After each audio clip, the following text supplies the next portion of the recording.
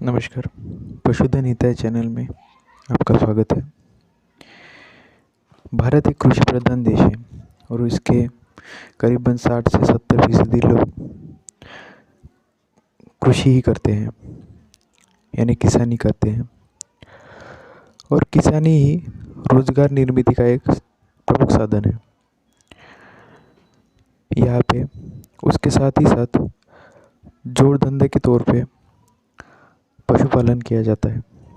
और पशुपालन में गाय पालन, भैंस पालन, बकरी पालन, मुर्गी पालन आदि चीज़ें की जाती है, जिससे मांस, अंडे और दूध का प्रचलन हमारे देश में बहुत है। उसी की वजह से आज हमारा देश दूध के प्रोडक्शन में नंबर 1 पे है। ये सब जो हासिल हुआ है वो हमारे देश में हुए सफ़ेद क्रांति की वजह से हुआ है,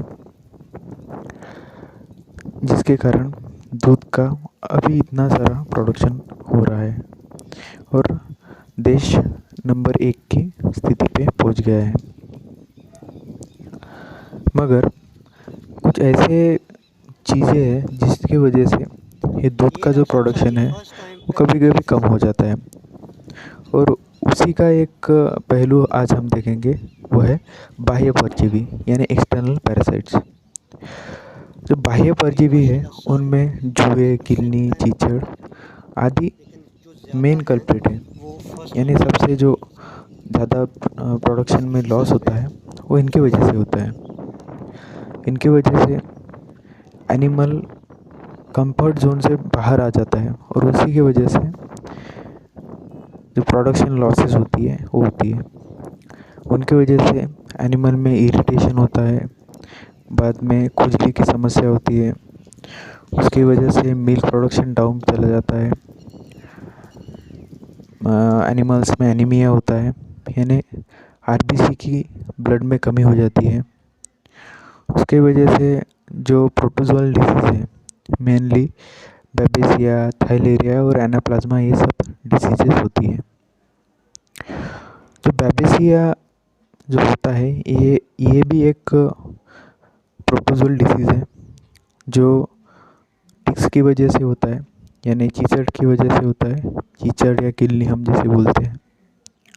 और उसमें जो यूरिन है एनिमल की, उसमें लालपना आ जाता है उस यूरिन में एनिमल के। बाद में थाइलेरिया, उसमें लिम्फ नोड सूज जाते हैं और उसमें टेम्परेचर हाई हो जाता है। एनाप्लाज्मा में भी फीवर आ जाता है और ये फीवर ट्रीटमेंट के बाद भी नहीं जाता है, बहुत दिन तक सस्टेन रहता है। उसी की वजह से एनिमल इमेशिएटेड हो जाता है और उसका प्रोडक्शन डाउन चला जाता है। अगर हम प्रोडक्शन लॉसेस की बातें करें तो एक टिक करीबन 5 ml तक ब्लड चूस लेता है। अगर उसी तरीके से 100 टिक्स रहे उस एनिमल पे तो करीबन आधा लीटर तक ब्लड वो चूस लेंगे और उसके वजह से एनिमल अनकम्फर्ट जोन में चला जाएगा। और उसी की वजह से करीबन एक चीसड़ की वजह से या एक टिक की वजह से करीबन 9 से 10 ml तक दूध में गिरावट हो जाती है एक दिन में। तो वो अगर 100 टिक्स रहे वैसे तो करीबन 1 लीटर तक दूध कम हो जाता है एक दिन का। वैसे ही अगर वज़न की बात करें एनिमल की, तो एक टिक की वजह से करीबन 1 ग्राम तक वज़न कम हो जाता है एनिमल का। और वैसे ही अगर 100 टिक्स रहे तो 100 ग्राम तक एक दिन का वज़न एनिमल का कम हो सकता है एक दिन में। तो इस तरीके से हम बात करें फाइनेंशियल लॉस की, तो करीबन 25% ही फाइनेंशियल लॉस इस टिक्स और माइट्स की वजह से और फ्लाइज की वजह से हमें देखने को मिलती है। ये सब साइंटिफिक डाटा है। अगर साइंस की बात करें तो ऐसा माना जाता है कि 80% ऑफ एनिमल पॉपुलेशन जो है वो इस टिक्स, माइट्स के और फ्लाइज के अफेक्शन से गुजर रहा होता है नॉर्मली। यानी अगर आपके पास 10 एनिमल रहेंगे तो नॉर्मली 8 एनिमल को ये टिक्स माइट्स और फ्लाइज की प्रॉब्लम रहेंगी ही रहेंगी। अगर इन टिक्स माइट्स की और फ्लाइज की विशेषताओं की बात करें तो इनकी प्रजनन क्षमता बहुत ही ज़बरदस्त होती है। जैसे कि आप जानते हो कि एक टिक की वजह से करीबन 3000 से लेके 5000 तक नए टिक्स पैदा हो सकते हैं। एक टिक करीबन 3000 से लेके 5000 तक अंडे दे सकते हैं। ये कौन से भी एडवर्स कंडीशन में रह सकते हैं। ये इनको कोई पोषण भी नहीं मिले तो भी 3-3 4-4 महीने तक डॉर्मर स्टेज में रह सकते हैं। बाद में इनकी विशेषता, सबसे बड़ी विशेषता ये है कि जो अर्लियर जो साल्ट थे इनके विरुद्ध थे, उनसे अभी ये रेजिस्टेंस हो गया है। जैसे परमेथ्रिन वगैरह ये जो साल्ट थे, ये अभी इनके सामने, ये टिक्स के सामने कुछ नहीं चलता है। तो अभी नए साल्ट लाना और नए साल्ट का उपयोग करना किसानों को वो फ़ायदे में पड़ेगा। उसके बारे में हम आगे वाले स्लाइड्स में देखेंगे। इनका बाद में अगर हम जीवन चक्र देखें तो अगर नर और मादी की पहचान देखें पहले, तो नर ब्राउन कलर का रहेगा और उनकी मादी फीमेल रेड कलर की रहेगी या लाल कलर की रहेगी। और इनका जीवन चक्र 1 होस्ट, 2 होस्ट और 3 होस्ट की तरह रहता है। यानी एक एनिमल पे भी रह सकते हैं, ये 2 एनिमल पे रहेंगे या 3 एनिमल का इनका जो जीवन चक्र रहेगा। ये पहले तो एक एनिमल पे आने के बाद ये उनका ब्लड चूस लेते हैं। बाद में उसके वजह से वो बड़े बन जाते हैं, एंगोर्ज हो जाते हैं और वो नीचे गिर जाते हैं। उससे पहले ही वो अपना रिप्रोडक्शन उन एनिमल पे कर लेते हैं, यानी मेटिंग वगैरह कर लेते हैं। बाद में वो नीचे गिर जाते हैं और नीचे अपने अंडे ज़मीन पे ही दे देते हैं और 3000 से लेके 5000 तक अंडे ये देते हैं। बाद में अपनी जो स्किन है उसको शेड करते हैं और एकदम नए हो जाते हैं और बाद में दूसरे एनिमल पर चढ़ जाते हैं। इस तरीके से इनका जीवन चक्र हमेशा शुरू रहता है। इसलिए क्रैक्स और क्रीवाइसिस का सबसे ज़्यादा ध्यान देना चाहिए। उन्हीं में ये अंडे वगैरह अपने देते हैं और उनसे ही ज़्यादा बड़े तादाद में जो है वो नेक्स्ट पीढ़ी पनपती है। ये तो हो गया नॉर्मल सिनारियो जिसमें आर्थिक लॉस, बाद में जो प्रोडक्शन लॉसेस है और उनका जीवन चक्र आ गया। बाद में जो है पॉइंट आता है वो है सॉल्यूशन। इस पे सॉल्यूशन क्या है? तो सबसे पहला जो सॉल्यूशन है वो एलोपैथिक सॉल्यूशन है, जिसमें साइपरमेथ्रिन, सुमाथियोन, मेलोथियोन, परमेथ्रिन, बाद में फ्लूमेथ्रिन, ऐसे साल्ट्स आते हैं, उनको हम अपने एनिमल पे स्प्रे कर सकते हैं। दूसरा है फ्लेम गन चलाना, जो मैंने जैसे बताया कि क्रैक्स और क्रीवाइसिस में हम फ्लेम गन चला सकते हैं। बाद में शेड में जो भी कचरा है उसको जला सकते हैं और उनके रहने के जो प्लेसेस है उनको हम बर्बाद कर सकते हैं। बाद में जो है तीसरा जो पॉइंट है वो आइवरमेक्टिन इंजेक्शन वो या डोरामेक्टिन इंजेक्शन, बट ये पर एनिमल करना पड़ता है और ये थोड़ा महंगा पड़ता है। और जो चौथा जो नियंत्रण हम कर सकते हैं वो है जैविक कंट्रोल या जैविक टिक कंट्रोल, ऐसे बोलेंगे हम। तो इसमें मेटार्जियम नाम की एक फंगाई आती है और इसको हम 5 ग्राम ले सकते हैं। बाद में 5 ग्राम दूध लेना पड़ेगा और 5 ग्राम ऑयल लेना पड़ेगा, वेजिटेबल ऑयल, और इसको 1 लीटर पानी में मिलाना पड़ेगा और इसको 3 से 4 घंटे तक रखना होगा। और उसके बाद जो पानी बचेगा जो पानी तैयार होगा उसको हम जेट स्प्रे की मदद से पूरे शेड में और एनिमल पे स्प्रे कर सकते हैं। और स्पेशल बात यह है इसमें कि ये मानसून में ही इफ़ेक्ट करता है और इसका इफ़ेक्ट बहुत दिनों तक चलता है। ये समर में इतना इफ़ेक्ट नहीं करेगा। तो ये बहुत ही अच्छा और कारगर उपाय है। अगर हम अभी की बात करें, जो रिसेंट एडवांसेस जो है इसमें आई है, इसमें ये सबसे अच्छा और कारगर उपाय माना जाता है, क्योंकि इनके जो मेटार्जियम एनिसोप्ली के जो स्पोर्स रहते हैं वो पर्टिकुलर टिक्स को ही इफ़ेक्ट करते हैं और एनिमल को इसका कुछ साइड इफ़ेक्ट नहीं होता है। और वो सिर्फ जो कीड़े हैं या टिक्स, माइट्स, किलनिया, चीचड़, ये सब इन पे ही इफ़ेक्ट करेंगे।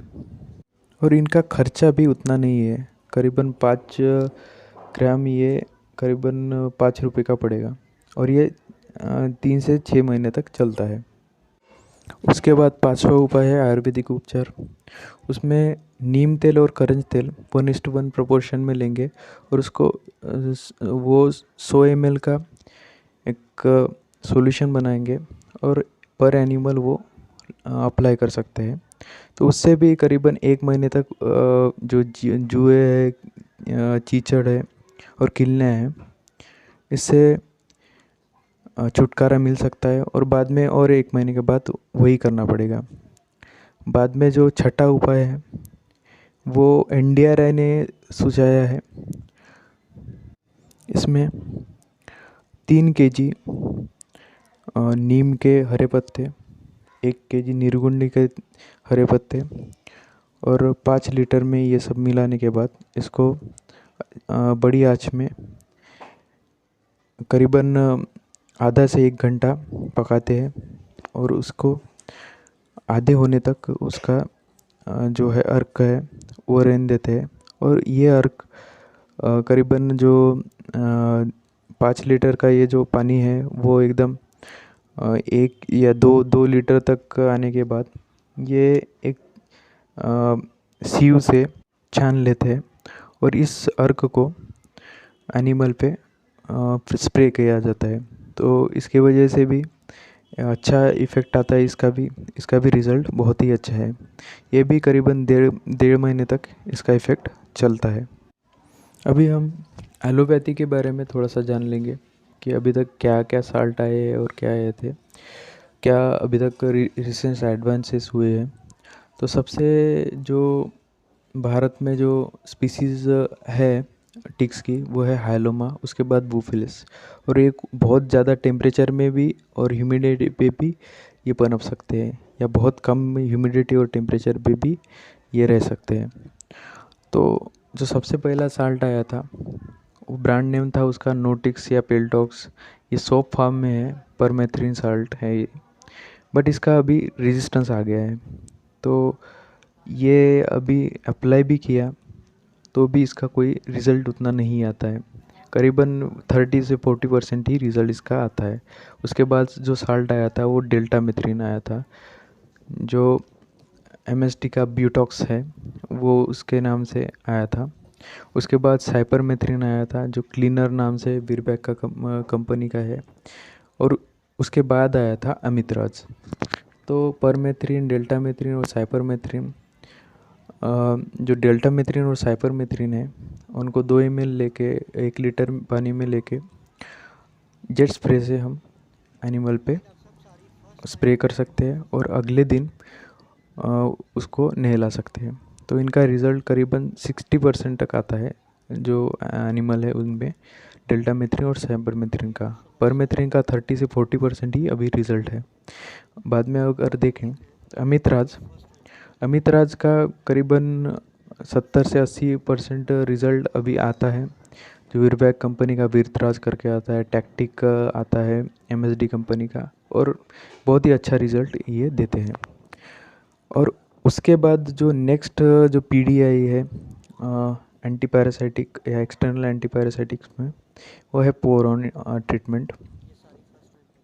ये सेकंड पीढ़ी है। इसमें बैटिकॉल आता है बायर कंपनी का, नाश आता है वेटिकोनॉल का, एलेम्बिक का, पोरान आता है। तो इनको वर्टिबल कॉलम में एनिमल के एक लाइन खींच देनी पड़ती है। तो इनका डोज रेट करीबन 10 ml लगता है 1 क्विंटल एनिमल के लिए। तो वैसे ही अगर नॉर्मल देखें हम तो 400 क्विंटल का एनिमल है तो उसके लिए 40 ml का लगेगा। और इसका 50 ml का जो बोतल है वो आती है, और ये बहुत ही अच्छे रिज़ल्ट देते हैं, जो 80 से 90% तक ये रिज़ल्ट देते हैं। और तीसरे जो पीढ़ी का आया है उसका बेस्ट रिज़ल्ट है वो है फ्लूमेथ्रिन। डेटिक कंपनी का, कारगिल कंपनी का आता है, बहुत सस्ता भी होता है और बहुत अच्छा है। तो ये सबसे अच्छा रिज़ल्ट देता है। और फ्लूमेथ्रिन का ऐसा है कि इसका रिज़ल्ट जो 90 से 95% तक आता है। तो सबसे अच्छा अभी फ्लूमेथ्रिन ही इंडस्ट्री में है, तो इसको ही आप यूज़ करें। अगर इंजेक्टेबल में देखें तो आयोमेक्टिन, डोरामेक्टिन जैसे इंजेक्शन आते हैं, बट वो 100 से लेके 200 रुपये तक एक एनिमल को उसका कॉस्टिंग जाता है। और वो बहुत ही वो पशु वैद्य की सलाह से ही लिया जाना चाहिए। तो उसको आप पशु वैद्य की सलाह से ही आप यूज़ कर सकते हैं। तो आज के लिए इतना ही। Thank you.